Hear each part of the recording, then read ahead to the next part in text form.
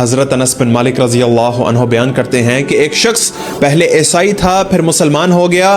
सूरह बकरा और अल इमरान इसने पढ़ ली और नबी करीम सल्लल्लाहु अलैहि वसल्लम का मुंशी कातिब बन गया, मगर बाद में वो मुर्तद होकर फिर ईसाई हो गया और कहने लगा मोहम्मद सल्लल्लाहु अलैहि वसल्लम को इतना ही इल्म है जितना मैंने लिख दिया। फिर अल्लाह सुब्हानहू व तआला के हुक्म से इस फासिक की मौत हुई। इसके लोगों ने इसे दफन किया, लेकिन सुबह इसकी लाश कब्र से बाहर निकली पड़ी थी। ईसाइयों ने कहा यह मोहम्मद और इनके साथियों का काम है सल्लल्लाहु अलैहि वसल्लम।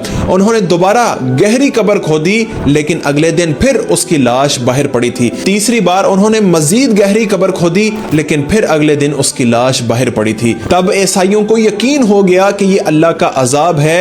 उन्होंने उसकी लाश को वहीं पे छोड़ दिया। फासिक, नाफरमान और गुस्ताखों के जिस्म को मिट्टी भी कबूल नहीं करती।